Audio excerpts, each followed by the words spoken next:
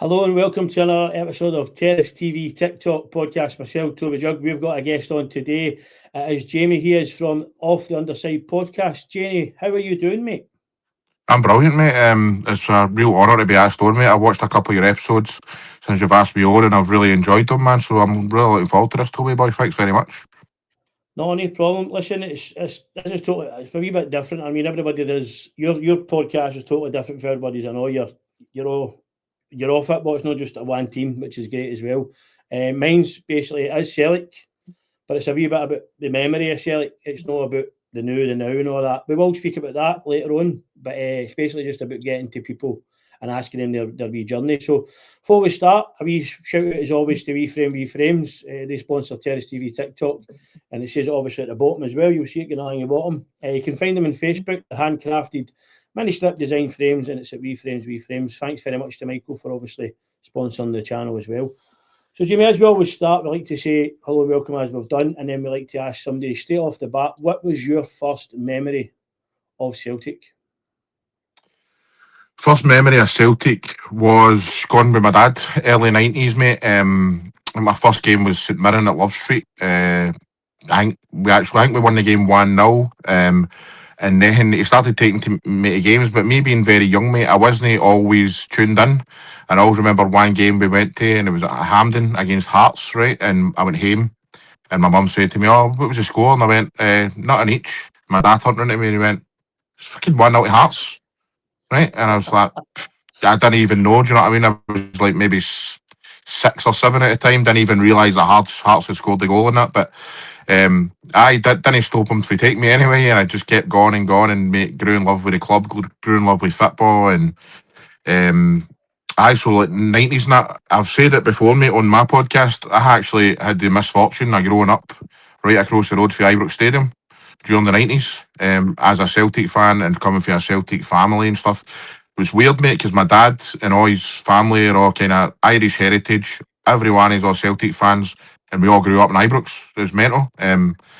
And so I remember the dark days of the 90s, and I stayed, like I say, I stayed right across from it in the high-rise flats, and I could hear every single Rangers game here in the road every week. And we used to watch the motors, and there's a big car park right next to Ibrox.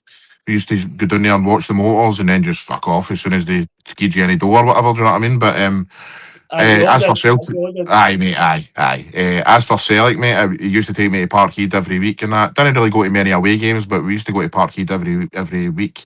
That was during the kind of 90s, as I say, and that was like Tommy Burns' era. Loved guys like Andy Tom and George Cadetti and Pierre Van Hooijdonk, and that was my era growing up, mate. And I just loved all these guys. Like I say, fell in love with the club, and then as the years go on and stuff, I remember when we won, obviously Stoke to 10, and 98, wasn't it? 98. Yep, 98. Stoke to 10 in 98, mate. I ended up being on the park and all that. Took a bit of turf with me.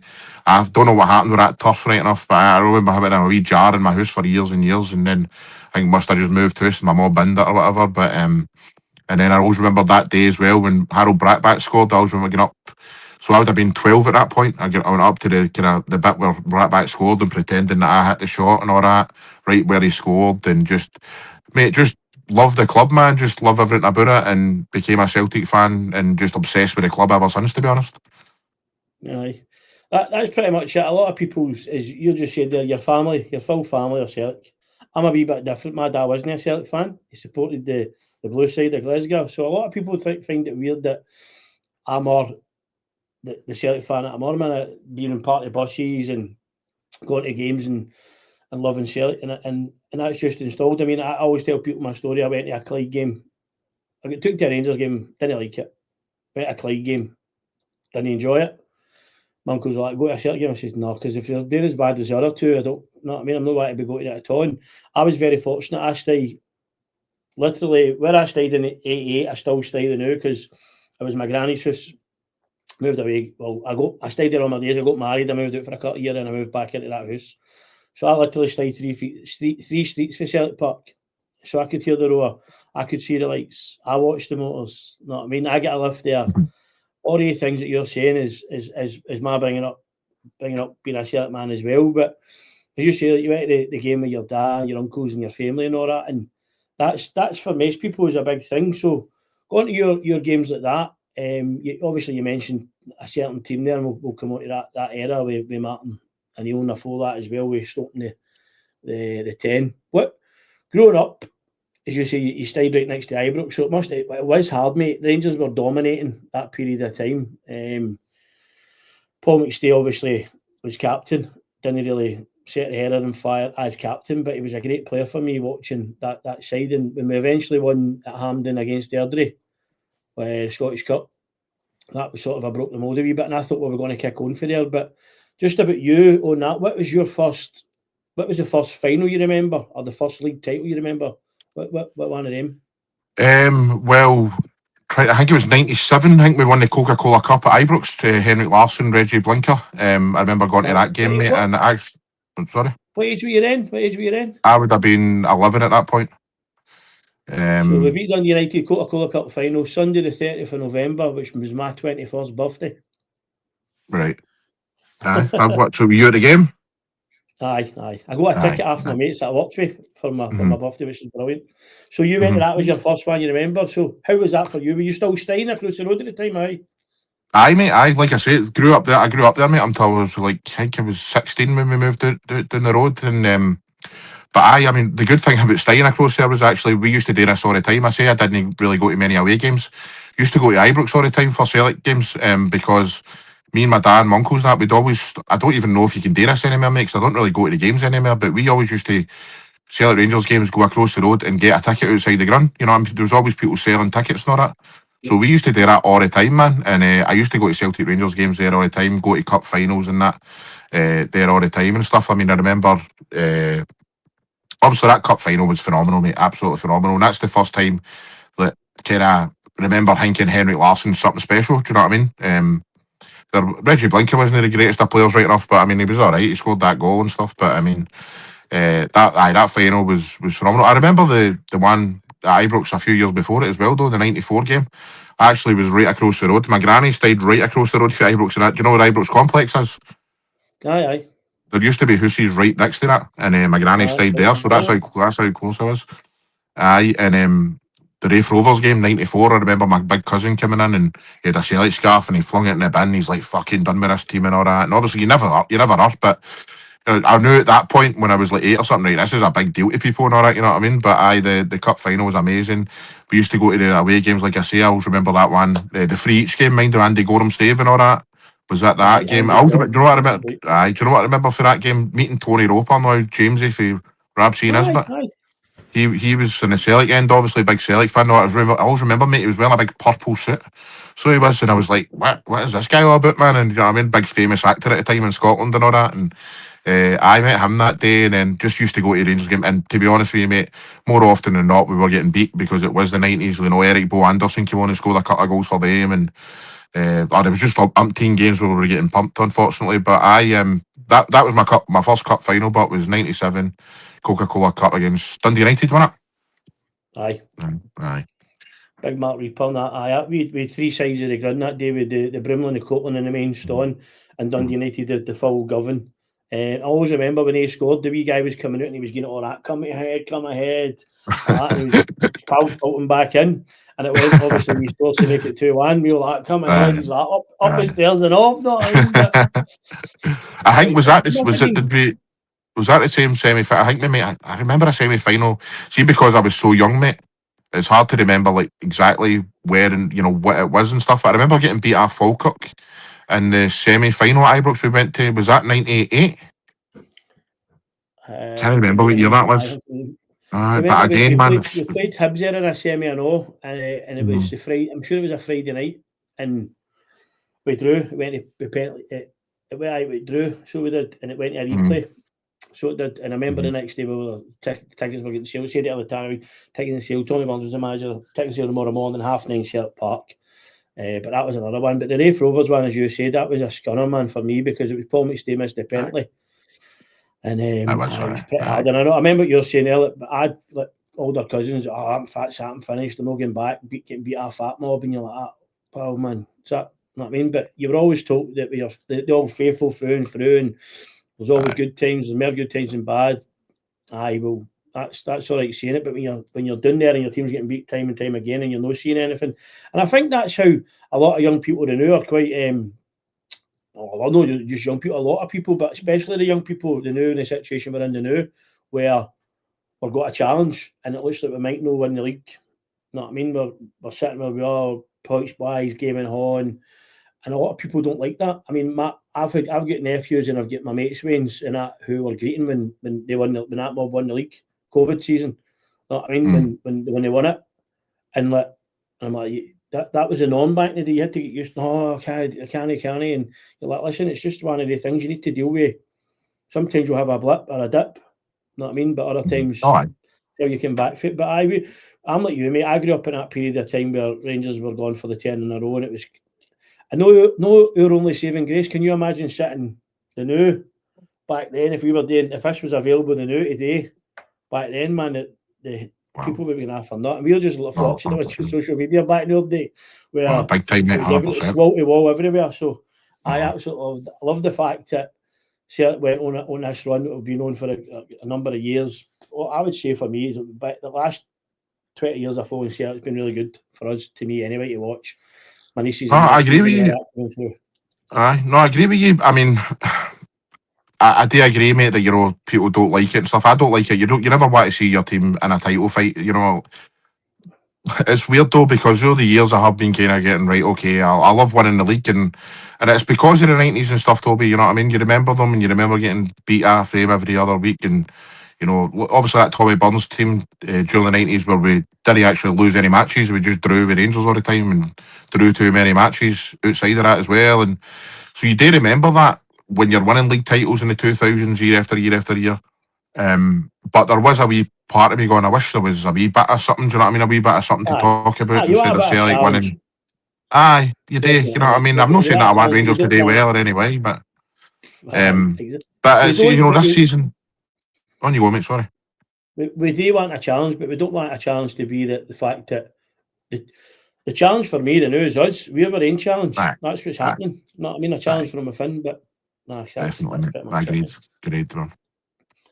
But obviously, like through all the years and coming along, there's period and times when players have come in. So for you started going to the new, who would you say?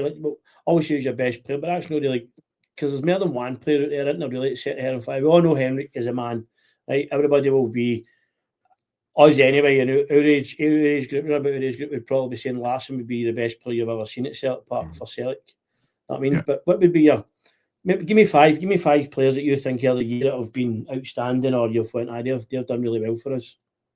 For back in the day, or can I just all your? For you've seen them, mate. You've seen them with your own eyes at the ground or whatever. Pierre Van Hooijdonk, mate, was just phenomenal for Celtic. His free kicks and all that.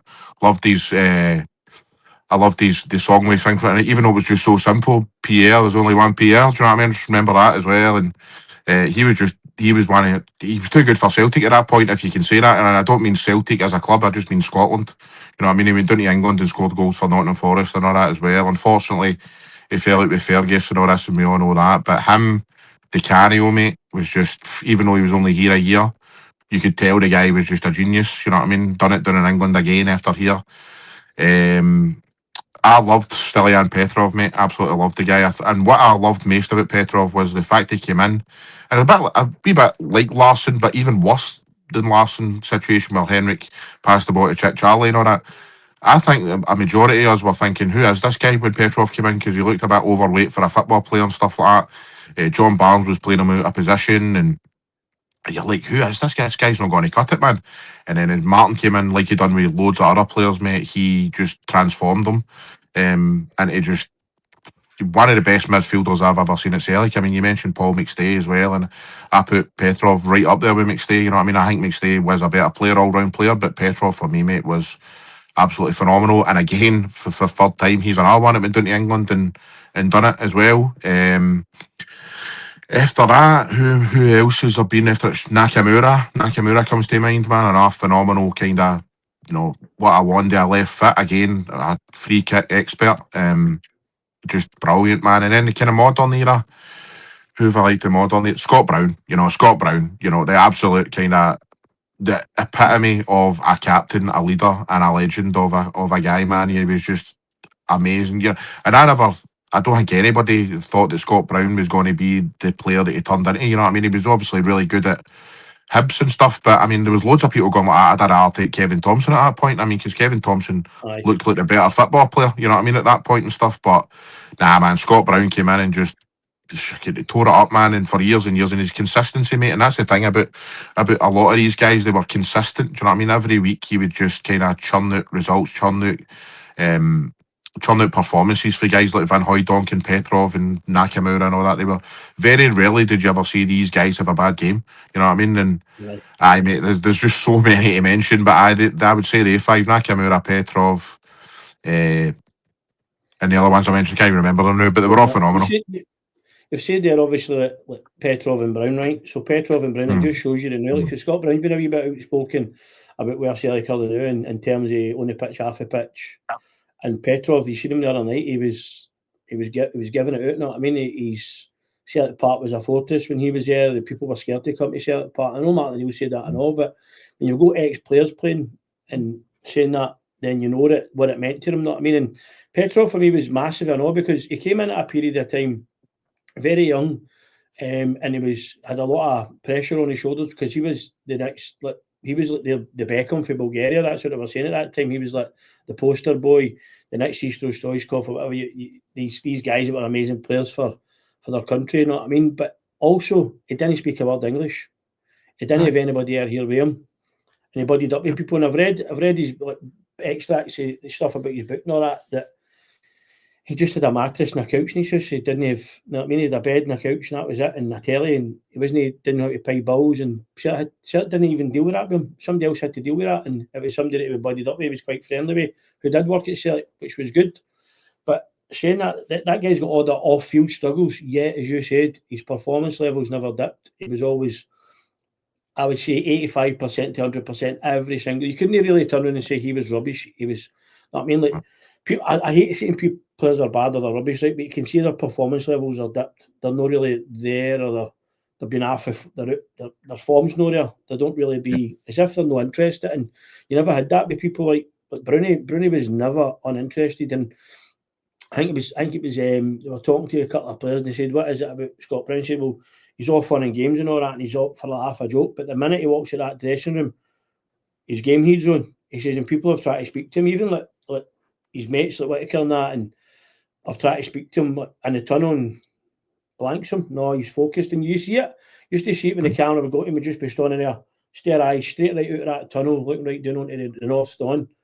Like, boys, come on, let's get going. We're going to work here. You know what I mean? And that's what we need to do. I think we need somebody. No disrespect to Cal McGregor because he's one guy he can't do it all himself, but I think you've got a couple of players in there like what you had when Brown was there. You know what I mean? That mould of player. We had maybe 6-7 players in that team that were captain material. You know what I mean? And you listen to somebody like Scott. I know we've got Tierney. You listen to Bruni said that a few times. The best players he's played with is like Big Virgil and Kieran Tierney. You know what I mean? So you're looking to people like Kieran Tierney to galvanise the side of the line with your Callum McGregor and that. We were lucky when we had Joe Hart there. That was really a big, massive help to us as well. People and that, but. I think you said they're a big player. I loved him and all back in the day, mate, in the 90s, and I just wish he would have a wee bit longer with him. At that period of time, with DeCanio, Cadet as well, George Cadet, Andreas Tom, as you mentioned as well. Really, really good players.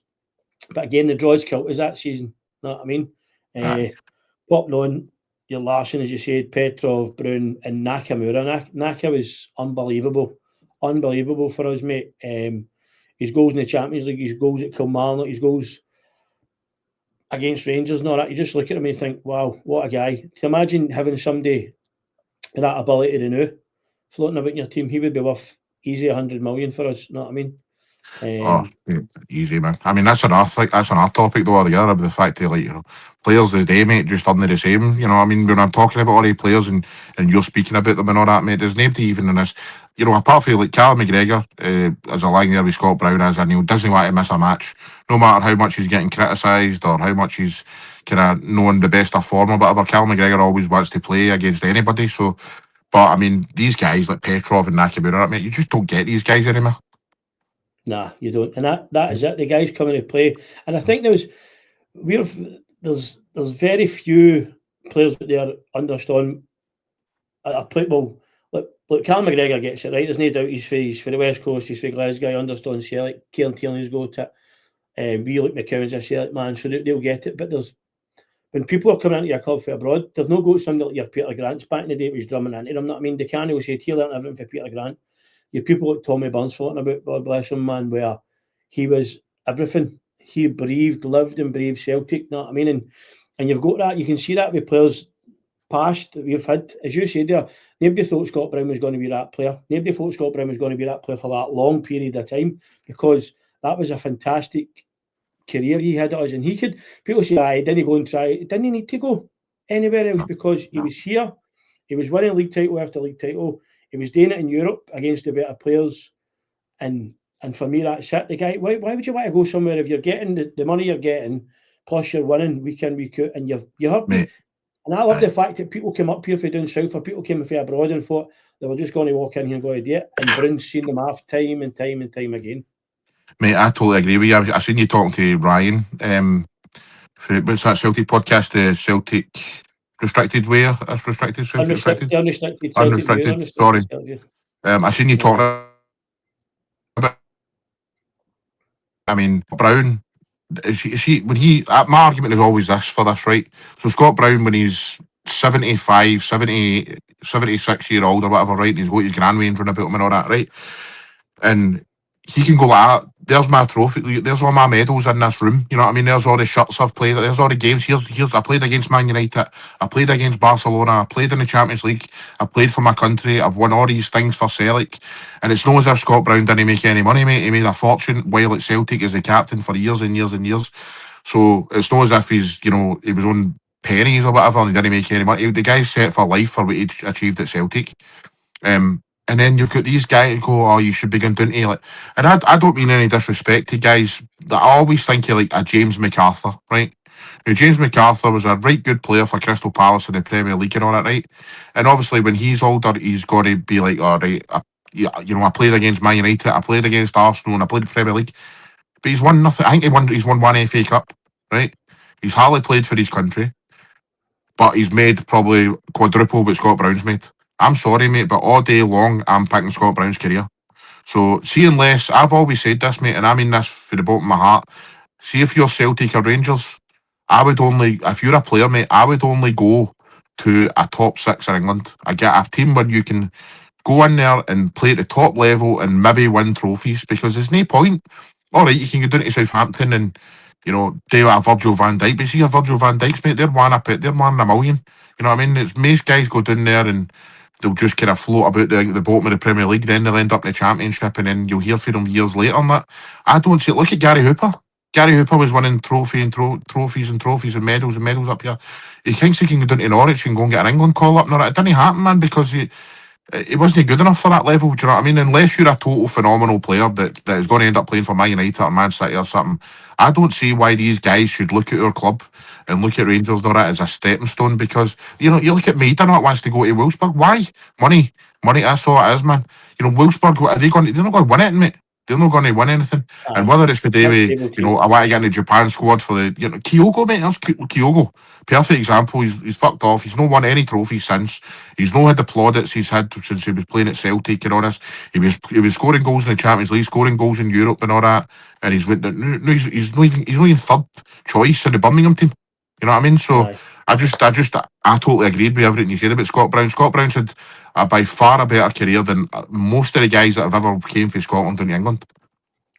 You just said it. James went down there, and I know him, by the way. He's local. And I don't mean any disrespect to James MacArthur, because he has had a really good career. Because, you know what I mean? Because he's went, and I get what you're getting there. See, if you're a Celtic man or a Rangers man, and I thought he'd have come back to Rangers, mate. We had the opportunity, but he chose not to, because it's probably along the same lines as Snoddy. Robert had the opportunity, and Brendan Rodgers says, no, it was not the type of player we're looking for. And Robert was wanting to come up, you know what I mean, before he went to Hearts. Didn't happen, didn't transpire. And we say to him, did you regret it? And he's like, no, because if I'd still been here, he wouldn't be the player he is. And Robert's made it a lovely, don't get me wrong, he's got a lovely career down there, and as you said, quite rightly, get a lot of dough for it. Another one that falls into that bracket with a lot of people you said he got to go to top six. Is a lot of people say Kieran Tierney was like that. Kieran Tierney went away for money, but what I always say to my argument for that would be is Kieran Tierney went for £30 million to the club when we were in a situation where we needed money. He went. He went away and he played, and he can. And a lot of people say, but he's this and that. He's that. See if you check his numbers for then take him back, even when he was away in Spain playing, his numbers are really good. Although he was injured, he continually played maybe 20 plus games a season. So if somebody with an injury is playing 20 plus games a season in a season when you probably play 40 games, that's you playing half of the games. I mean, and the Arsenal fans love him as well. See, we talked. Yes, and they've not got a bad word to say about him. Everything about him, and see when they were leaving, standing ovation and all that, and you think to yourself, unbelievable. How can they let somebody go that the fans love that much? But listen, it works. Hopefully it works out for us that he's came back and he's back to the club that he loves as a boy, so he gets it and understands it. I think Kieran Tierney was always destined to come back to Celtic, just like I think Andy Robertson will end up back at Celtic at some point as well. But Kieran Tierney thing, to me, that's different because he went to Arsenal. You know what I mean? And I know Arsenal don't win many trophies and that, but that's a top 6 team in England. Yes, they're there. And this season, I'm saying hopefully they win it. Right? I don't really follow English football. We've got a lot of mates that are Arsenal fans. And I would like to see them do it because I seen them do it a way back when the boy was Kevin. Oh, what was his name? He scored against Liverpool. Can't remember now, but a way back in the day when they done it, it was outstanding watching it. But I remember obviously under Wenger they were really good players like Terry Henry and Celtic for me is we're going through a period the new where we're in a transition, mate. There's no doubt about it. But that's not just happened this season. That's been a couple of seasons the season is making for me, Jamie, if you want to be honest about it, because my understanding is that Brendan Rodgers was offered a contract to start the season, didn't he take it? Why no? I don't know. Then if he's not going to commit, how can you as a manager, it's like me and you working, I'm your manager, right? Or I'm a manager in an organisation, I'm saying, Jamie, come and work with me, come and sign this 3-year deal every day, solar panel power. The day solar panels, come and work with us, I'll give you a 3-year contract. I might be away at the end of this year. Well, I'm not going to sign for 3 years for you because I'm coming because you want me to come work with you. And that's what I felt. I felt like the board were caught in a position where if he's no signing, what do they do? You're not going to give somebody money to go and spend money if they're not committing themselves to the future. And then you can't bring in players because players are realising you're not committing yourself to the club for the future. So why would they want to come and play for you? Because we all know 6-8 weeks down the line after the manager leaves, a new manager comes in and might not like you. He might not fit your style of play. He might want rid of you. You know what I mean? So I believe that it's been happening for a couple of seasons. It was regression under a couple of seasons. And we just need to get it fixed. We need to get it fixed for next season because we can't continue next season the way we've started along this season. And it's very hard. We've just been very fortunate that I'm not saying everybody else has been crap, but Hearts and Rangers to a point, Rangers were hopeless. They were us. They were absolutely hopeless at the start of the season, and they made a call and changed that call, and then they started getting their act together, and they've got a bit of momentum going. They've got a few games under their belt, and they've got that mentality to keep going. Hearts, on the other hand, they've always been leading. We've always been chasing. Have they got that guile now? Have they got that strength within them to keep at the top when people are chasing them down? Now, we've heard the day that they've lost another 2 players. I don't know if you heard it. The big boy, the big signing's out, and then the other boy's out for the big signing's out at the end of the season. The other boy's out for 6-8 weeks. So that's a big, massive loss to them again. They've already got three players out. Craig Gordon's out, and also that's their goal out. So that's bad news for Scotland with Craig Gordon being out. But it's also bad news for Heart if something should happen to their goalie. They've got a ready-made international goalkeeper come in his place. So for us this season, we've got to, between now and the split, for me, we've got to win every game, apart from the Derby game, because I think we can afford not to drop points against them, and we can maybe still pull Hearts back. But if we lost this one against Rangers, for instance, I think they would kick on for that, and we wouldn't recover for that. To be honest, mate, that's my opinion. Hard to disagree, mate. I mean, this obviously Sunday is massive. I mean, for momentum and that as well, definitely. The thing about this season is though, Toby. I mean, who knows? On Saturday, you know, Aberdeen could go and shock us and win it. Tynecastle. And that's the thing about this season. Anything could actually happen. Celtic, who, I mean, I'm sure you're feeling the same as me that we are going to really struggle on Sunday, especially if I'm not a fan of Trusty at all, right? But for the centre halves that are at the club now, he'd be playing on Sunday. And the substitutes that are in there, Dane Murray, but he's proved he's not good enough for Celtic. He's proved he's not good enough in these kind of situations. And then the boy for Brentford, Benjamin Arthur, we've not seen him kick a ball yet. You know what I mean? So it's like, how can you fling him into a cauldron like that in such a big match, going for a league title and all that? Personally, what I would do is I'd play Kieran Tierney at centre half and I'd play Terrace at left back, mate. I think you've kind of, I don't really think you've got an option, mate, to be honest with you. I mean, you've got to go with experience. People saying about Casper and all that, and I totally agree. Casper's not been good enough over the last few months now. But I wouldn't be putting Sinisalo in that cauldron. I mean, we done that a few months ago and he failed. And I don't know, man. For big game players, mate. You're right. Absolutely. Big I mean, Casper Speichel.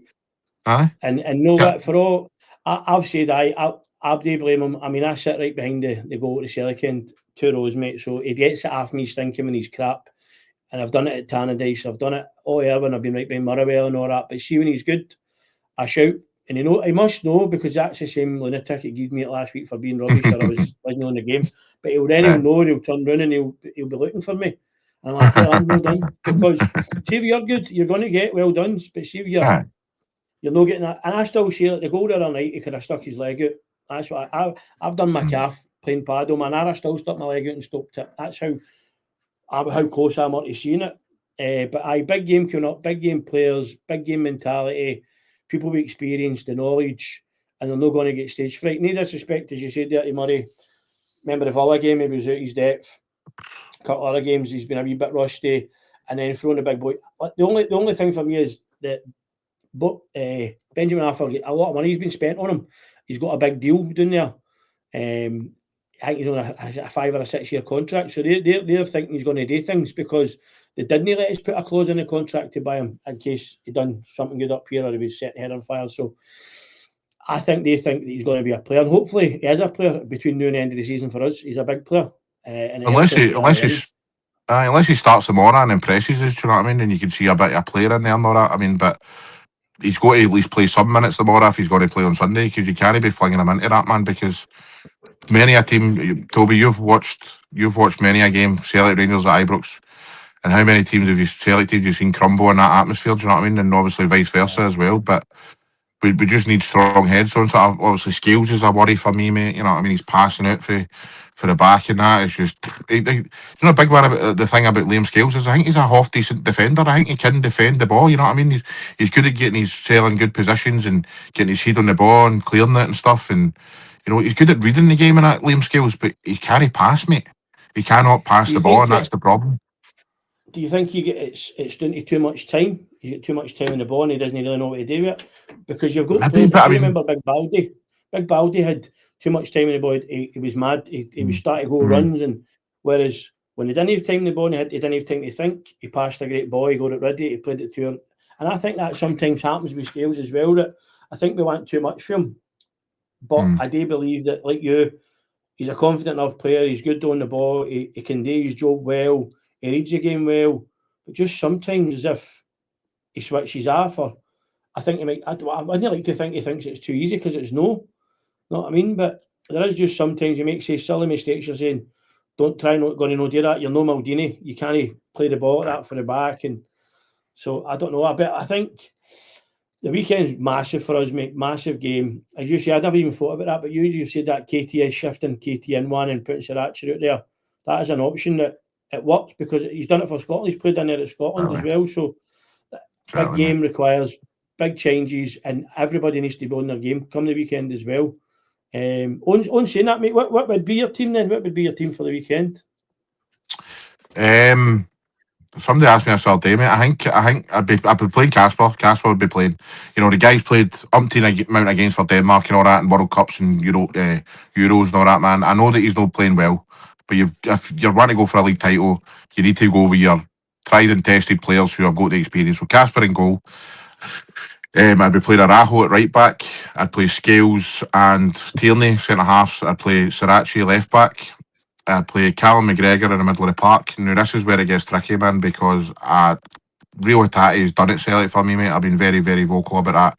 The guy can't do nothing right these days. Do you know what I mean? He can't pass the ball. He gets himself in terrible positions. All he does is foul people and all that. And I hate to see it, mate. It's not as if I take any joy. Like, people give me a bit of stick on TikTok and all that. Oh, your favourite players on and all that. I don't want to be thinking this about Rio Hattati, mate. But he's been rotten for a long, long time now. You can't be turning up at, score one good goal against Aberdeen at Pittodrie and everything's forgot about and all that. The guy just constantly gives the ball away, mate. So he would be in my team, but I think I'd be going with McGregor. I think I'd be going with Oxlade-Chamberlain for how he started. I know he didn't have the greatest of games on Sunday, but if he gets a wee bit sharper, another one who's played at the top level in big games like this, do you know what I mean? So you've got to go with experience again. I think I'd be going for Benjamin Nygren in front of him.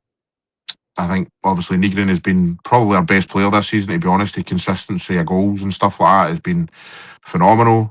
So I'd be going for they three, and then my strikers would be. Now this is the thing: is Ian Atchell going to be fit? If Ian Atchell's fit, mate, I'd be playing him. I've not been impressed with Fian Chara up top at all. I think he's no offering much at all. Even when you're getting chances and that, he's no taking them. He's not clinical enough. We need guys that can score goals at this stage, and he's no doing it. Tenecke would be on the left. I know that the jury's still out on Tenecke, but I've seen a player in there somewhere, mate, and all he needs to do is find a bit of consistency. You know what I mean? Look at the goal he scored against Kilmarnock when he came on. Look at the goal he scored against Dundee when he came on. I don't want him to be one of these players that can only do it when he comes on for a sub, you know what I mean? But you've got to play a guy like that at Ibrox. He can hurt. If Tavernier's playing or Sterling's playing, I think he can hurt them. So I'd be playing Ian Atchell, Tenecke, and on the right, I'd be playing... Who's the options on the right these days, man? For maybe Forest. I don't think I'd play I'd be Yang, mate. I'd go with Yang. Yang, he's probably been one of our best players in all this season without being brilliant. He's been decent enough. I think Maeda deserves to be dropped. He's just... I'm not one of these people that think Maeda has chucked it, and I don't think Hattati's chucked it. I think that they've kind of just lost an enormous amount of form for whatever reason being, whether it is they've took the eye off the ball or whatever. I don't think that Maeda's no trying. I just think that he's just lost all his confidence. He wants to move on. Same with Hattati and stuff. But I mean, it's a shame what's happened to Bernardo, because Bernardo would have been in my team in that as well. But I'd be going with that team, mate. What do you think, man? Do you think that's similar, or would you change much? Aye, some of the lines, mate. Some of the lines. I was see. Like I'll just touch on Bernardo. And I thought Paulo Bernardo was going to offer us something really good, really different. But his opportunities and the chances he's got have been limited. But limited as in he's not done enough when he's came on, and he should be busting. I remember back in the day, I used to watch the bench, and you'd say, "Oh, I'm excited for them coming off the bench because they can turn this game around." We've not really got that in buckets or spades, so to speak. Big Tam up front as well, Colin. I think he gets into really good positions. I think he can hold the ball well. I think he can flick it on well. Other than that, we've not got him to play off him, right? So see if we played a 4-4-2, for instance, or we've got Benji pushing on and saying, if he's going up for that either, you need to gamble and go behind him. That's all you can do, gamble. But as you started to said, he's not clinical enough. A big guy like that, a striker like that, should know where the goal is automatically. Taking a touch, turning and finishing. Even getting it in target. Nobody's going to monitor for shooting and getting it in target, making the keeper make a save. Because everyone he saves, one of them's going to spill, somebody's going to get a tap in. You know what I mean? But I am pretty much the same as you. Now you've said that, I was thinking about putting Arthur in at centre half, but now you've said that with KT, I would be changing to putting in KT in there. Same keeper, same back four. The midfield, I would play Dyson because I think he's got the measure of Tav at the back, but I would change it up because Tenecke has played it left and come in and firing goals in with his right foot. Play him on the right, swap them about, let them swap about, let them have a go at each other, let one of them run it, that Tav get a booking and then swap it and let the other guy run it, you know what I mean? But it's a big, massive game. Oxlade-Chamberlain, as you say, very, very much experienced player, played at the highest level, and hopefully that he'll get a bit more space, a bit more time in the ball because it's going to be a tighter game. So there's not going to be people flying into mad tackles or whatever, but we hope no. But we have seen that in the past in these types of games where forms at the windows. We said there, we're worried. We are worried getting up to it. We're leading up to it. We're worried. But see that minute on the day of the game when I step out and I see the pitch as I'm walking down the stairs, I'm not worried anymore. I'm here. We're there. We can do it. And that's the way I'll be. right up until that whistle goes, I'll be, I don't think we're at an end. No, we're doing it, we're doing it, we're doing it. As soon as the whistle goes, I know we're doing it. And that's people say that's the heart rule in the head, but it's backing your team. It's putting everything in for your team that are on that pitch. And it's the wee song that we always sing. We're here for you, you're there for us, know what I mean? So I would go for it. Benji, mate, for me, outstanding. 18 goals this season, I think he scored. Yeah. You can't, that is unbelievable return for a midfielder / striker, know what I mean? Somebody who's been playing a wee bit in the wee 10 bit and the whole are just in front of the midfield behind the striker. So I think we've got chance and opportunity, mate, and we need to take the chances and the opportunities when they come up when they arise a day. I agree, mate, but one thing I just want to say about is obviously it does matter who we play and, you know, positions in it. But one thing I just hope that whoever turns up for Celtic Sunday turns up, because the last few games now at Ibrox, mate, and at Parkhead, we've been nowhere near it. You know what I mean? We've just no turned up. They've been first to every ball. They've been first to every second ball. You know what I mean? And it's been a case of, I believe, over the last good few Old Firm games now, or Celtic derbies, as we want to call it these days. Sorry, Glasgow derbies, we want to call it these days. As I think that Rangers have just wanted it more. You know what I mean? And that's not acceptable. That's not acceptable. And I don't think that will be like that under a Martin O'Neill team. And the only time Martin O'Neill's played them was in the semi of the Cup. And obviously, we won the match and we were up for it that day.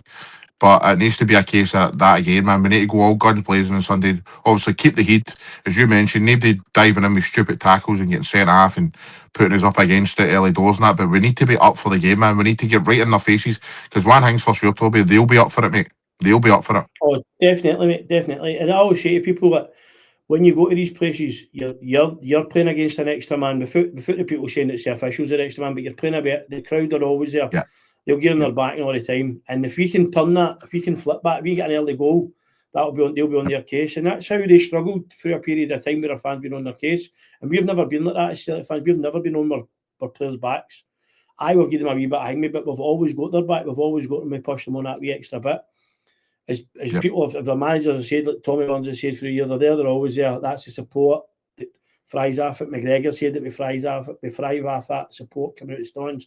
Martin O'Neill says it. Petrov said that it was like a fortress at Celtic Park. The fans are the be all and end all. So come the weekend, we definitely need to be on it, mate, for the first ball to the last ball. Right. And it's a big game. People need to turn up. I loved Callum McGregor the other week at the Kilmarnock game, mate, where he was like, we're going nowhere. Sorry him saying that and getting like that, getting emotional like that. But he's one guy. See, the other 10 players in that pitch, they need to have that same drive, determination, hunger, passion, desire, everything that Callum's got. See if you could bottle that and give him a wee drink before it started. I know, and so the thing is that's... You see him every week, mate, giving them in the huddle, every single... I was like my daughter and that, look at Callum McGregor through the wee gap. We can see him, and he's pointing on every single one of them, telling them their job, telling them we don't stop. I remember one of the ones we played is, if anything, we don't lose today, we cannot get beat. A draw, but we do not get beat today. And I remember him saying that in one of the huddles. You know what I mean? And I was like, that's amazing. You know what I mean? If anything, we do not get beat today. And that's it. And that's what you want. But you said, mate, every single player needs to turn up. They need to be on it for the first whistle, the last whistle. And they need to want to win this game. They need to want to... And see, the thing is, see if they're on it, they know that they 2,700 fans or whatever it is we've got, they're going to be right behind them. They're going to be on that pitch with them every single, hearing every ball, kicking every ball, mate. And that's what it's about for me. 100%. And the thing is, though, I mean, loads of people are going on about Celtic's mentality this season, which is correct, mate. You know what I mean? We shouldn't be losing at Hibs, you know, on a Sunday at Parkhead and stuff like that, right? But, I mean, the second half against Kilmarnock showed we've got it. We have got that mentality to come back and show that we're a good team and we can score goals and we can be a threat to the opposition or that, but it's trying to get that into 90 minutes, it's trying to get that into the team, and then hopefully Sunday's a perfect place to do it, do you know what I mean? Yeah, that could be the springboard, mate. Hopefully it is. Hope so, man. Hope so. Jumping back into, obviously we went fast forward there. We've got strips behind us, as you see. Growing up, all your years of following Celtic, what was your first strip? What was your first strip? No, and what is your most cherished strip that you've got? See, to be honest with you, mate, I mean, I did have strips when I was younger and that, but as an adult, I don't really have strips anymore. I don't really go out and buy the taps and that anymore. Probably the fact being is I'm carrying too much timber these days, mate, and I don't really kind of enjoy wearing them. But I mean, when I was younger and stuff, I loved it, but I had the Bumblebee tap, man. I used to kick about in that in Ibrox. And I was obviously getting a few grills and all that back then, mate. But again, that was I feel probably the that's reason no why I didn't. problem. I know exactly, mate. Sure, I'll tell you a story, mate, about a football tap. And I'm no proud of this, obviously, doing it in the first place, but it happened because I was a wee guy. I remember. So I stayed in Ibrox Flats, right, and through out my window, right, and the veranda and stuff, you could see right down the bottom was the pitch, right? We used to have a pitch down there, right? And me and all my pals and all that, like I said, they were all Rangers fans. It was probably about 50 years old, man. It was like Hunners years, right? And every now and again, somebody would take a shot and goal. So I went out of the goal, and it was the remember the Rangers goalie tap, and it was the red and kind of orangey one. Back Andy Gorham kind of time. Do you know what I mean? Adidas, aye. Aye, I Yeah, did this right back in Andy Gorham time. So, mate, everybody just took a shot at us putting this tap on. You know what I mean? As soon as you were in goal. So I've just went here, man, not even thinking, stuck the tap on, right? And no thinking about it, man, just kind of diving about and all that, right? So 5 minutes past that, I'm in goal and all that, just paying attention to the game. And next time I can hear, oh, fucking get that off. Get that fucking off. I turned around as my dad, storming down, mate. Storming down. I've never seen him move so fast. He just stormed right down, man. Fucking took it. He didn't even give me a chance. He just grabbed it, pulled it off me, and went, "Don't fucking wear that again," and flung it down, man. And he stormed away. He didn't even. He never said another thing, man. Just stormed away back up the road, man. I was like, "Oh wow, I better not be doing that again, man." But he's just seen me for the window wearing that Rangers tap, and he's like, "No be doing that again." So, But when it comes to Celtic taps and that, mate, I had all the kind of ones growing up. And I had the kind of even the Nakamura one with the black and the black and the green one, the one he scored with when Yep. we beat Kilmarnock on the Right. last day of the season. Aye. Remember wearing Paul that Bennett day wearing when we that. were. Aye. Aye. Remember wearing that day in the booze and stuff, mate. But like I say, I wasn't really one for wearing the loads of taps and stuff. But I was more kind of tracky zippers and stuff like that, mate, and all that kind of stuff. But I mean, there's been amazing Celtic taps over the years. There has been absolute stinkers as well. What's your favourite tap over the years? Well, I'm a centenary man, mate. See the centenary tap, 1988. I loved it, absolutely love it, to the point I've bought them, mate. Like, see it online, you go and buy them at like £200 and £300. Aye. I've bought a couple of them. My missus isn't Class. happy about things like that. But I've got taps. But in recent years, it would be 93, 94, which was a big hoop. C.R. Smith. Aye. Oh, aye. And Paul Byrne was at Celtic at that time, and I really Mhm. like Paul Byrne. And I got that, and I got 7 on the back with Flanagan, obviously my name. And people are like, "How's that? Is that a new signing and all that?" And I'm like, "No, it's me." The guy's like, "Flipping notes you." You know what I mean? So I got that twice. My biggest regret is, mate, obviously you're saying, I've got taps that since probably, I would say, 2005, 2006, I've got them. They've still got the tag on it. I very rarely wear them now. I'm a bit like yourself, it's the big guy daftness and that, but I still got my tap. My missus refused to buy them because I don't wear them.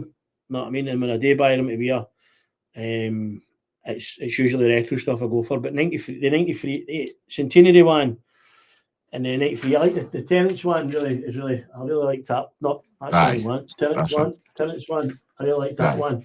Really liked that one. But 86 Love Street, and always rings it because obviously we won that last day stuff. There is many out there. Bumblebee, there's some cracking strips, mate, but there's some horrific ones and all, man. We had the 94, 95 Big Pierre played in it, yellow, green thing, slashes, big That was rotten. triangles I was going rotten that one. Aye. had that. And I don't know, the one with it was before People's, so it would have been 92. It was a away strip. It was a lot of people get it now retro. I've got it retro now, but it was big slings like that. So I'll just do my things. My favourite away tap would probably be, I liked the Black Magic one with Petrov played. And stupidity that I am, I swapped it with a Man U fan down there, a wee guy. He was about 10. I gave him. He was coming out the ground, and he'd a half and half scarf on, and he'd done a Man U thing, but he'd done a Celtic tracksuit tap. Right. Bumped his dad's like, "Oh, I'm from Bellshill and that, and I've been staying down here." He said, "But he's Man U Celtic, Man U first and Celtic." And I went, yeah, I'm a tap, you man, I'm a tap. And seeing it, back, like, why did I do that? Because that's probably the tap that I missed most now in my collection.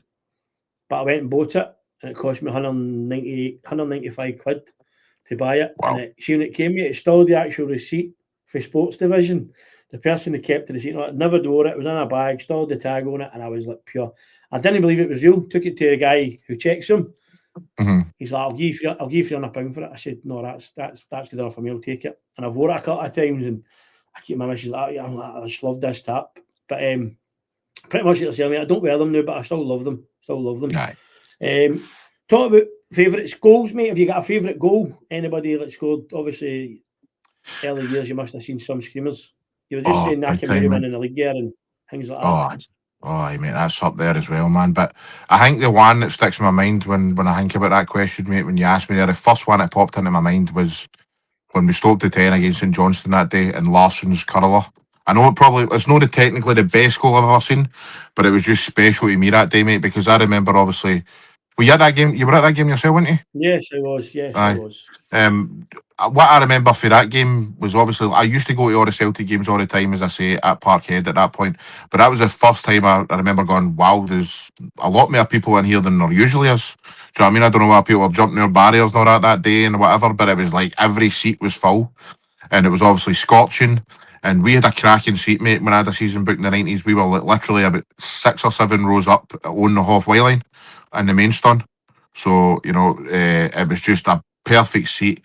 And then looking over me, I can still picture it now, man, looking over and seeing Henrik have that ball and then curling it. And see when it curling, it was like it lasted 10 minutes, 10, 15 minutes, you know what I mean? Yeah, it was slow motion, mate. It was just, and she just see it hit the back of the net, and then looking around you and seeing everybody just rise and the scorching sun, and it was just, mate, getting chills just even thinking about that moment, mate. So for moments, that is going to be the goal. But obviously, if you're talking about technically the best goal, it's going to be Henrik's against Rangers, isn't it? Where he chip course. I know that's a cliche, mate, but I mean that's a world class goal that doesn't matter what league you're playing in. You know what I mean? Doing that is just world class.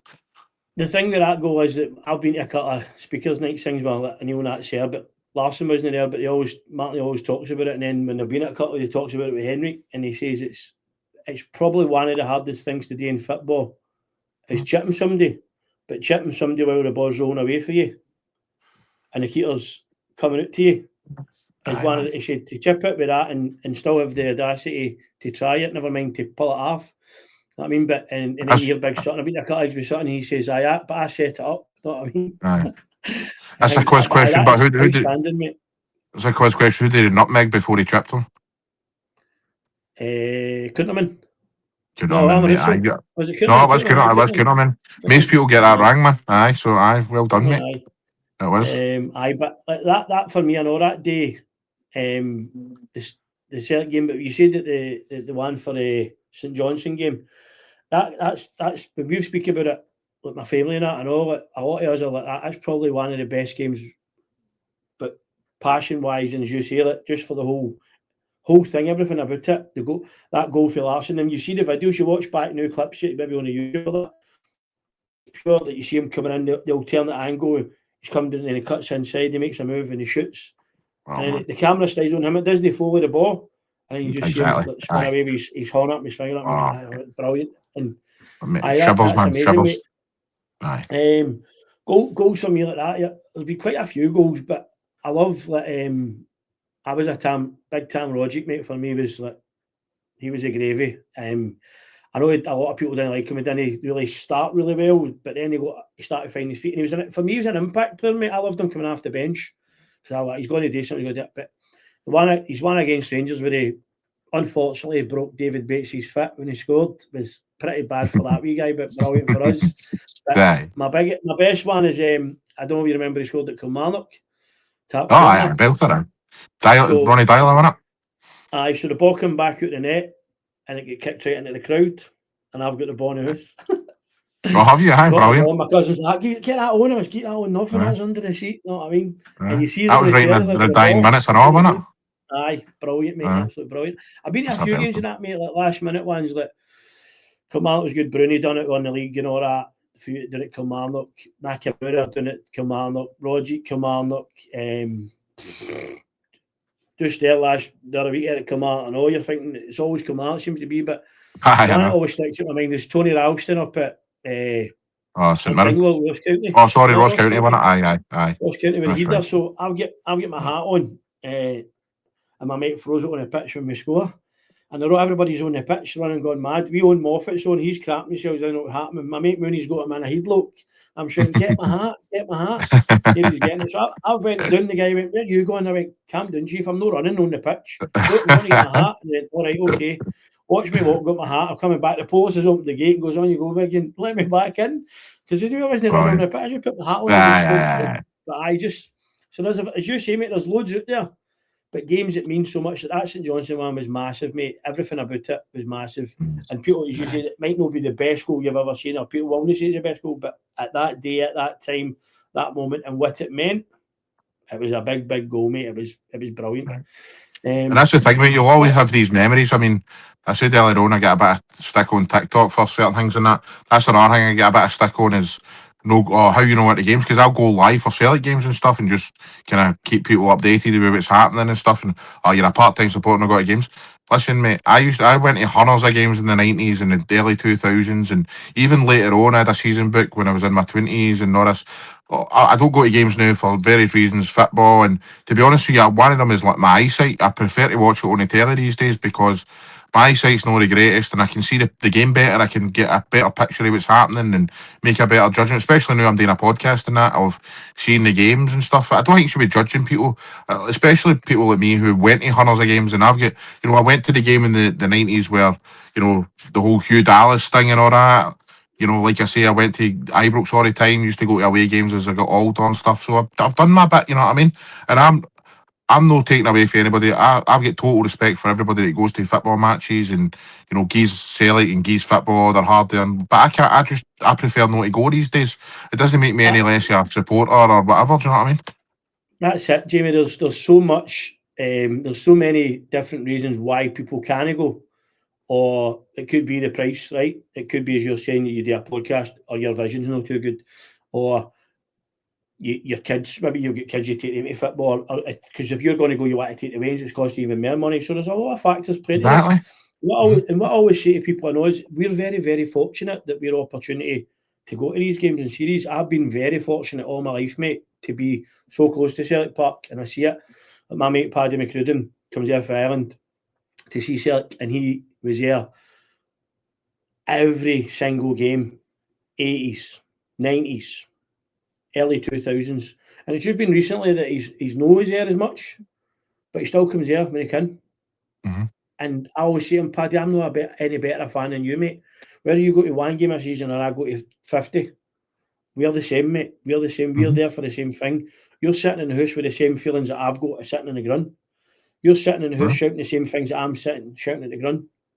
It's the same the world over, whether you're in Glasgow or whether you're in Gibraltar or whether you're in Australia or you're in Aberdeen. You've got the same passion for the club that you support. It's irrelevant whether you're at the game or no, mate. My big thing is people go, I'm not going to go. And they stay 2 minutes for Celtic Park. That really annoys me. When they've got the card, the ticket. Oh, aye. I will never moan at somebody, right? Because I did this, so I will never moan at people for this.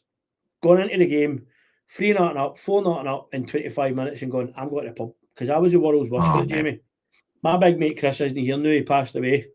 And that was me and Chris sort of different. I was in the Stonning section and Chris was in the opposite corner where the boys are now. And 3-0 and I get the text, get you in the McCoy. Know what I mean?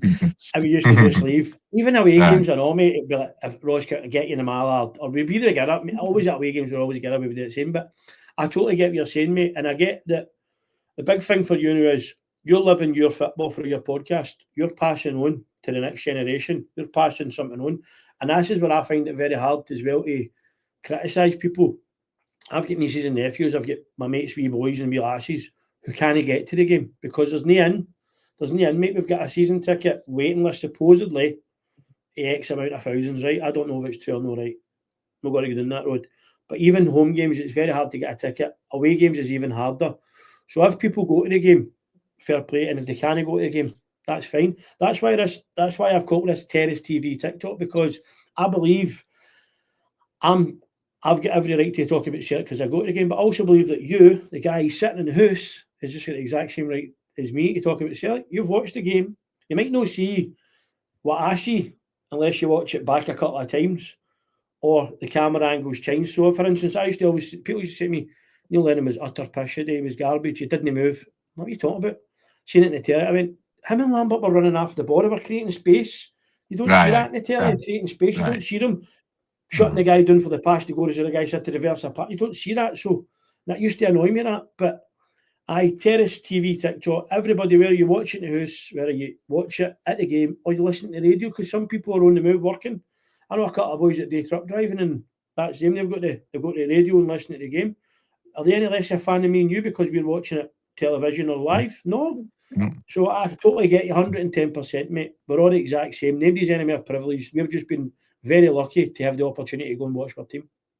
There's not been a Celtic game in the past, since I was a wee boy. There's not been a Celtic game that I haven't even either went to, watched in the telly, or watched the highlights. I don't think there's been one single game, mate, in about 30 odd years that I've no watched Celtic. Do you know what I mean? Whether it's later on or whatever. So if it's like a Champions League game or any kind of Celtic game, if I'm not getting to sit and watch that, mate, I'm like, it's murdered. Do you know what I mean? It's like I'll put my life around Celtic a lot of the time, because if Celtic are playing, everything else is out the window. Do you know what I mean? So it's like, all right, I might not be able to go to the games, but I mean, it doesn't make me any less a guy who's passionate about Celtic and loves Celtic. No, that's it. As I said to you before we started, I was in Tunisia, so we had 2 games when we were away. Climbing was, mate. iPads out, laptops out. Like the guy telling me the Wi-Fi code and all that. But I need to watch, and I'm watching it, and he's going, "Oh, Tunetki," and I'm saying, "Aye, Tunetki, mate, go away." You know what I mean? Like that, and obviously we score. So I'm jumping about like a crackpot because we've scored, and then I've flipped it right out of the Rangers game because then Welsh scores. So I'm going even more after a minute. Right. He goes, "You score again?" I said, "No, Motherwell have scored." They went, "Oh, that other team you know like." I was like, "No." So I get it, mate. I'm not saying I don't let my missus book holidays, but always she knows now, and she knows herself that very rarely do we book a holiday during the season, because it kills me, man. But my daughter love it. Our boyfriend Martin loves it. They want to get the tickets for the games. My mates love it. They get the ticket. I know my brother sometimes, maybe I want to my cousin get a ticket, and I don't mind that. Somebody else using my ticket. That's can't get to the game, mate. And that I always say to people, listen, if you want to go to the game, just ask me. You know what I mean? I'll do my best to get you a ticket. If I can't get you a ticket, I'll let you use mine one time, because I know how very lucky and very fortunate I'm to stay so close to the ground and have the opportunity to go and see Celtic. You know what I mean, mate? But so let's talk a wee bit about yourself with the Off the Underside podcast, and let the guys know a wee bit more about that. So how did you start that? How did that come about? And what obviously it's about football. What is it generally about? But it's just a kind of. It started off with we had the right. So basically, I've been watching podcasts for years and years, and I always wanted to get into it. Watching guys like Celtic State of Mind and Ryan 118 and all these kind of guys. You know what I mean? And I was always like, how do I get into this? Do you know what I mean? It's like I want to just sit and talk about football. It's my passion. I want to talk about Celtic and give my opinion. And I always thought nobody's going to care about your opinion. But then you start to realise, hold on. Podcasts or everybody's interested in these certain subjects, doesn't matter who's talking about it or whatever. So I was like, I don't even know where to begin here and all this. And then somebody just said to me, just keep your phone, man, and take a video and just talk about something and find out a way, use Google to put it on YouTube and then see how it goes and all that. And so it basically started there, mate. And I was like, right, I'm doing this. So there's a boy in my work, wee Corey, who is also a big Celtic fan, and unlike me, he does go to all the games. And I was like, mate, I'm starting a podcast. I said, if you want to join me, because he loves his podcast and that as well. I said, if you want to join me, it's fine. So he's like, no, I'll do it, man. He's like, I've always wanted to do it as well. So we sat down one night and we recorded a video, the very first podcast we've ever done. And it was just talking about the things going on at that point in time. And it was obviously, I think Big Kyogo was a big part of it and stuff. So it was like no November there, and November before, a year and a half ago. And so we recorded it that night, half an hour or whatever. Didn't really know what we were doing, shitting ourselves and all that. So then I was like, right, I'll put this together and all that, mate. I had no idea about thumbnails and, putting stuff on, YouTube and putting stuff on Facebook and all this stuff. So it was just totally just, right, I'm going to upload this. So the next morning, Corey came up to me and he's like, I can't, going to just, don't put that up. Don't put that up, man. I can't do it. And I'm like, what, man? We've just spent half an hour last night talking about it and all that. He's like, I actually can't do it, man, right? And he's like, going to just fucking leave it and all that. I'm so sorry and all this. And I was like, you know what, fair enough, mate, if that's what you want and all that. But it was a couple of other boys in the work and all that, like, you're a shite bag. What are you all about, mate? You're only sitting talking about football for half an hour and all this. And he's like, twisted his arm and all that. And he's like, you know what, just put it up. So we put it up, mate. And then it wasn't any kind of views and stuff like that. But he got a bit of confidence with it because I was like to him, mate, you were fine. You were just talking away and that. And it was just all good. And then we just took it for there, mate. And then we were like, you know what? Do we want to make this a Celtic podcast or do we want to make this a kind of, we talk about everything and, a Scottish football and try and be straight down the line and all that? And I was like, I want to talk about everything. I love Celtic, mate, but I watch all types of football, do you know what I mean, all the time and all that. I want to talk about, I don't want to just be able to shy away from like a big other kind of controversy in a Rangers game or a Hearts game or whatever. So I was like, let's just talk about it all, man. And so we're like, there's another guy on the podcast called Davey who also works with us, but he works in a different branch now. But he worked with us at one point and he's a big Rangers fan, like be bitter Rangers fan sort of thing, you know what I mean? And we noise him up about it all the time. But he's like, I'd love to do it and all that. So he came on. So it's me, Corey, two Celtic fans and Davey. And it started off with just let's talk about, every topic that's happening that day, that week or whatever. We'll do a couple of podcasts a week and all that, put it on YouTube. I started up on Instagram, Facebook and all that, and all the socials and stuff. So a few months into it, man, we were enjoying it and that, and like, what can we do next, man? And I was like, I've always loved to interview football players. I'd love to do that, you know what I mean? Get an ex-player on and all that. So we contacted, a couple of players on Instagram and all that. And do you remember the player that used to play for Kilmarnock, Alan Mahood? Aye. Back in the day. Mate, he's turned into one of the nicest guys I've met through podcasting, man. Such an amazing guy, man. He's always texting how's things gone and all that. I've been watching your stuff, it's excellent. And so he was the first one to respond to us, and he's like, aye, I'll jump on and all that. This is a guy that scored against Celtic, he scored against Rangers, he scored in he scored in the Europa League and all that, back when it was the UEFA Cup and all this, and he's a Kilmarnock legend, he's a Greenock Morton legend and all that, so it was like a big deal for us when he was like, I'll come on and talk to you and all that. So it was me and Corey that night, man, and it was just like pure, see if you go back and look at that, man, it was just pure nerves, mate, shaking and everything, man. But like I say, because he was the first guest we've had, man, I don't know whether he's kind of like, you know what, I was their first guest and all that, I'm going to keep an eye on these boys and all that, and I still talk to them to this day.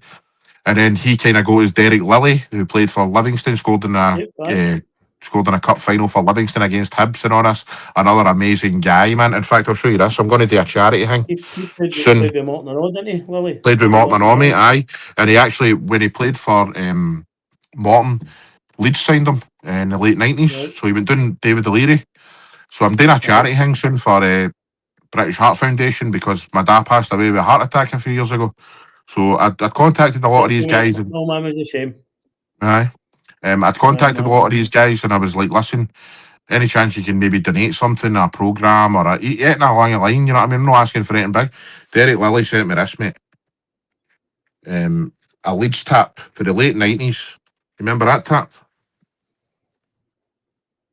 Packard Bell. Aye. And his name's on the back of it. He wore that in the Premier League.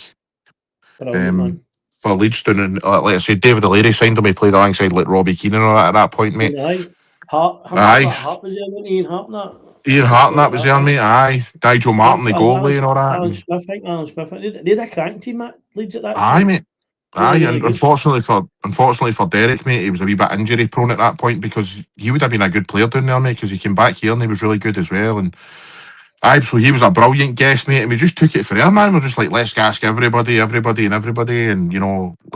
I've got to admit, mate, I don't know, for whatever reason, loads of Rangers guys have said that to us. So we've had Gavin Ray, we've had Mark Warburton, we've had Graham Murray, Ian Murray. Aye. So if it was mostly, but see all the guys I've mentioned who I love. I mean, I love talking to all of you guys, right? But see all the guys we've spoke about in this podcast, mate. Your Petrovs, your Petrov's kind of no get back to me, and you know all these kind of guys and stuff. Jackie McNamara said aye, and then I get back to him and he didn't reply to me, and it's all the Celtic ones that were like, nah man, Yeah, not really interested. Paul McStay get back to me and he said thanks very much for the message and all that, but it's not really something I do. And Paul Lambert he was the doesn't make same, and no, I know, Disney I know, McStay, doesn't I he? know, See, so I know. McStay's signed obviously that the reframe stuff. Just 2 seconds, I'll show the punt. Aye, I do. So this is for our sponsors, reframes, and we're saying here Paul McStay, as you can see, has signed it there. Magic. The guy himself, the maestro, but tells you in the back as well authenticity and things like that. But Paul's very much. I thought I was going to look at the window, but I put that down. But he's very much like he's very humble, mate. He doesn't like that. He was on the Let's Be Frank one, and I've because seen he that. promised not like any but that. He doesn't really like doing a lot of public speaking, No. And things like that. But he's a nice enough guy. Just I know. that's no his thing. You know what I mean? But I'm Is this happening, as you say, you're trying to get Celtic guys on because you're a Celtic man, you want to do it? It's a wee bit disheartening. I was very fortunate. It was John Hartson's testicular cancer grabbed by the Boz golf day, was it? And I got buddied up with, well, we could pick a player. So it was me and 2 other guys. So it was me, my mate James, who had paid for it all, McFarlane, he was a cracking guy, and then his other mate. And we had 3 years, and then we had a player. So they give you a list you could pick for. So I looked down the list and nobody had picked Alan Thompson. And Alan Thompson hadn't long got the bullet for Celtic, you can say. I said, well, just take Alan Thompson because nobody's put a mark next to it. I said, we'll see what we can get. But you're allowed to pick 3 of them and then you go up to whoever. So we put Alan Thompson. Nobody else had asked for him. So we got him. But then when we got him, they phoned us up and says, you've got Alan Thompson. They brought in 3 or 4 days later, they're like, no, maybe no get Alan Thompson. There's another 10 teams want him. Well, hold on a minute. We were first in. We should be getting him. So we got him. And then we goes out and they're all asking questions. I never asked them nothing for the first 2 holes, mate. Never said a word. Just how you doing, Alan? You to go, mate. No, boom. Playing golf and very little chat. He said, his ball came in next to mine. He said, are you a Celtic fan, aye? I said, aye. He went, how come you're not? I went, I'm not want to fry your nut, mate. It's bad enough trying to concentrate on a game of golf before people. He went, well, see when we go to tee off here, we're going to throw the balls up. I'm going to throw your ball that way with mine. We're going to be in a team and we're going to be playing and we'll go in the buggy and they can go that way. I said, no bother. So next 16 holes, mate, just talking all about football. Amazing. Brilliant, it goes like at the end. Here's your phone. Here's my phone. He's done that. That's my number. Phone me anytime. Class, man. That's class. Amazing, mate. So see for about 6 years I used to be hanging that and keep in touch and don't want to. He's an idol. You know what I mean? And then I got a new phone and lost all the numbers and all that. I was in Vegas last year, mate. My missus Celtic convention. Again, very fortunate to do things like this. And who's one of the guests of honour? Alan Thompson. Sitting at breakfast, I walked in to go and get my breakfast in the restaurant and he went, all right, how you doing? I was like, no bad. He went, I remember you. Played golf with you. I was like, that's amazing. I was like, I had a pure butterfly moment, pure buzzing, like starstruck at the same time. He's like, sit down. I went, no. Probably because you just want to like, you know what I mean? But he was outstanding and he was another one. He let me know a lot of insight into Celtic and a lot about him, mate, which he takes total responsibility for his actions to the point where he got put a bullet. But he also says he didn't like the way it was handled. You know what I mean? And that's his biggest regret. His biggest regret, and that was letting Celtic fans down. He said he was very fortunate after that because he got opportunity at Newcastle, so I took it. I had to just go and sort my life out. But he was telling us stuff that he used to do. Like him and Larson, Hartson, and Sutton and all that. Said the jokes we used to play in the young boys, Charlie McGrew coming through was amazing. We used to tell him to do things. We'll give you 50 quid, they'd do it. Know what I mean? He said just mad things we would do. He said, but you don't get that now in football. There's not much of that happening. But your podcast is great that way, mate, where you can tap into that. You can tap into that avenue of getting the old players on. And the boys, obviously, the boy, he's away to Millwall now, Sheffield Wednesday, Barry Bannon.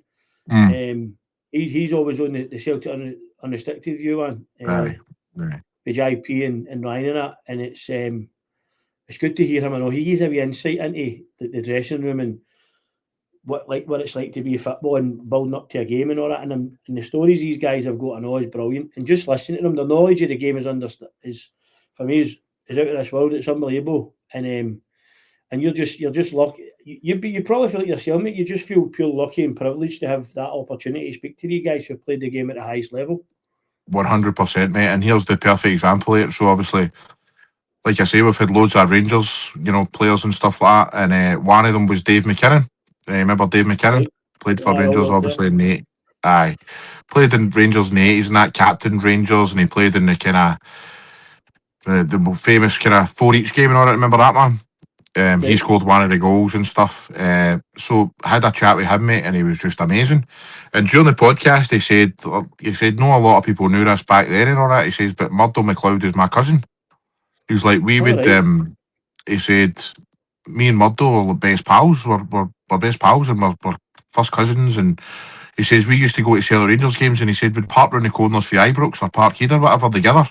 We'd go to the game together, and then we'd have to go our separate ways as soon as we left the motor, and nobody had a clue. Do you know what I mean? So I was like, oh, that's amazing and all that, right? So Dave was just fantastic and stuff. And then he messaged me after it. He said, listen, if you want to get Murdo McLeod on your podcast, he said, I'll have a word with him and he'll come on.